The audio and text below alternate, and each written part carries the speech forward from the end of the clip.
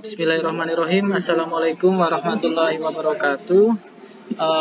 Pada kesempatan kali ini saya bersama rekan saya akan menjelaskan tentang algoritma runut balik atau backtracking. Langsung saja. Pendahuluan runut balik. Backtracking adalah algoritma yang berbasis pada DVS untuk mencari solusi persoalan secara lebih mangkus. Runut balik yang merupakan perbaikan dari algoritma brute force secara sistematis mencari solusi persoalan antara kemungkinan solusi yang ada. Dengan metode runut balik kita tidak perlu memeriksa semua kemungkinan solusi yang adanya, mencari yang mengarahkan ke solusi saja yang selalu mempertimbangkan akibatnya waktu pencarian dapat dihemat. Saat ini algoritma runut balik banyak diterapkan untuk program games seperti Textdot, kemungkinan jalan keluar dan labirin, catur dan lain-lain. Properti umum metode runut balik seperti yang ada di layar. Yang pertama, solusi persoalan seperti yang ada di slide. Bisa dilihat teman-teman. Dan contohnya juga. Oke, saya skip ya. Yang kedua adalah fungsi perbangkitan nilai XK yang dinyatakan sebagai TK.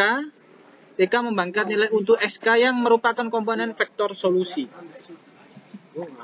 Yang ketiga adalah fungsi pembatas, atau pada beberapa persoalan fungsi ini dinamakan fungsi kriteria yang dinyatakan sebagai berikut seperti yang ada di slide yang ada di layar.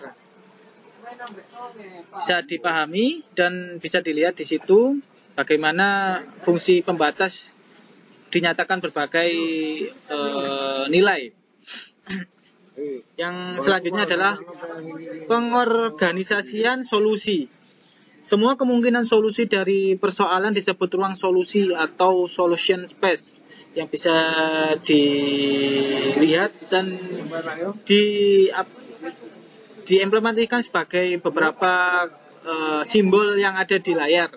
Dan bisa dilihat teman-teman, di situ ada beberapa contoh ruang solusi dan beberapa simbol jenis anggota. Selanjutnya tinjau knapsack, bisa dilihat di layar. Solusi persoalan dinyatakan sebagai vektor dan ada beberapa simbol di situ dan dengan beberapa nilai. Dan jadi ada contohnya juga dari ruang solusi. Kita next.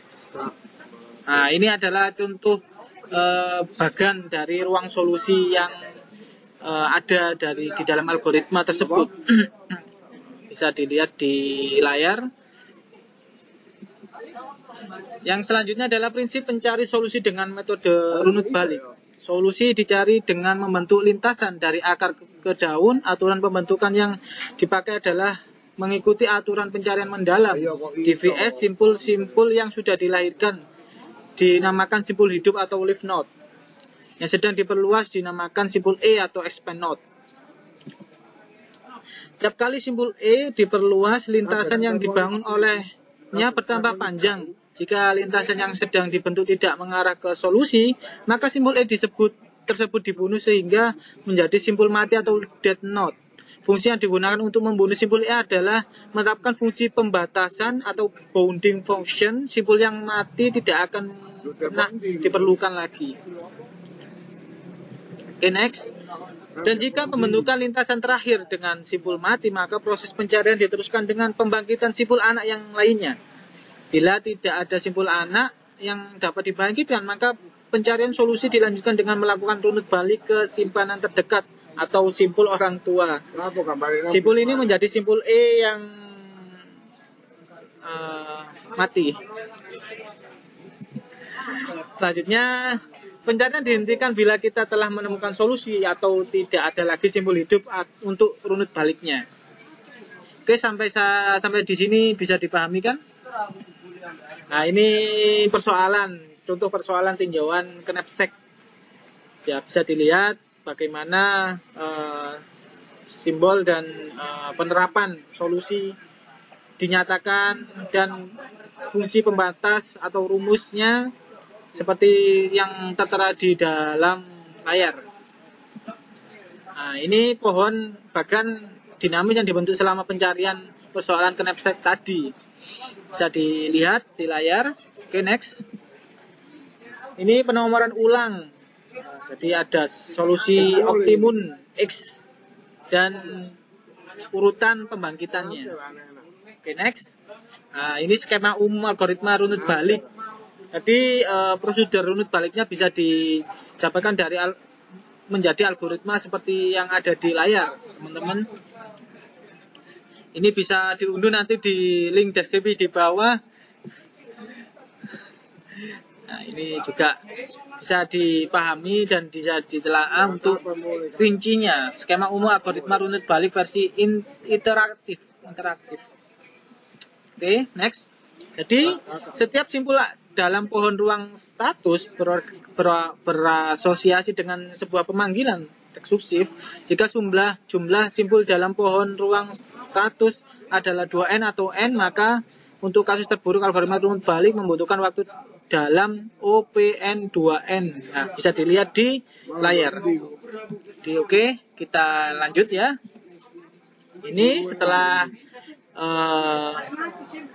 selanjutnya persoalan n ratu atau the n queens problem. Diberikan sebuah papan catur yang berukuran n kali n dan 8 buah ratu. Ini teman-teman untuk persoalan n ratu atau lebih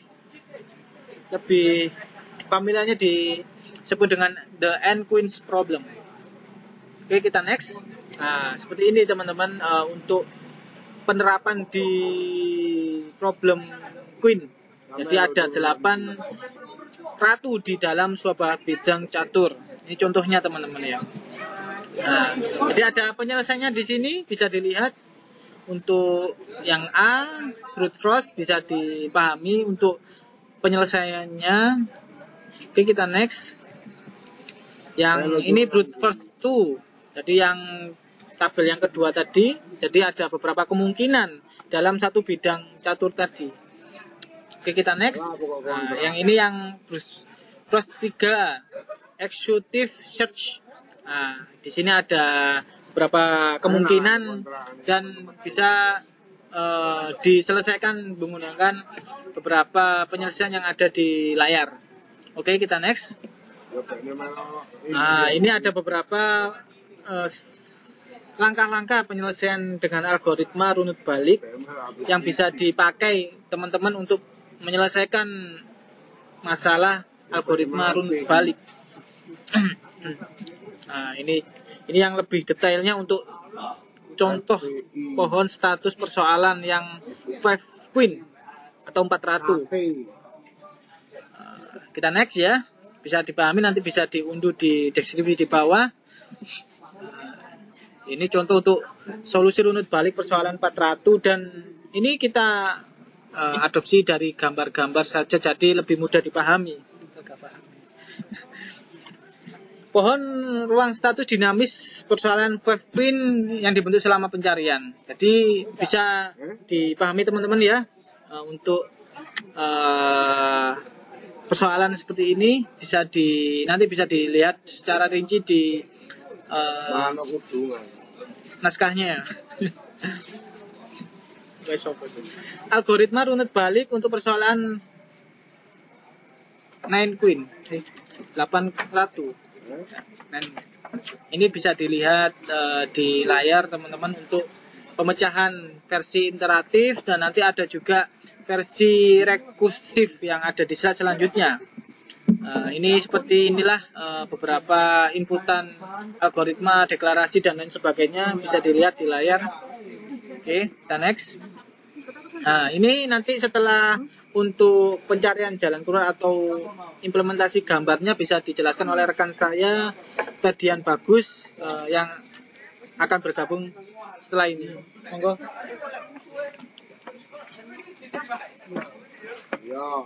Assalamualaikum warahmatullahi wabarakatuh. Nama saya Ferdian Bagus Hermawan. Di sini saya akan melanjutkan materi yang dibawakan Mas Tolin. Penyelesaian dengan backtrain. Bagian lintasan menjadi sederetan langkah. Bagian lintas menjadi sederetan langkah. Sebuah langkah terdiri dari pergerakan satu unit sel pada arah tertentu. Dua arah mungkin ke atas, up, bawah, down, kiri, left, ke kanan, right. Oke, lanjut, next.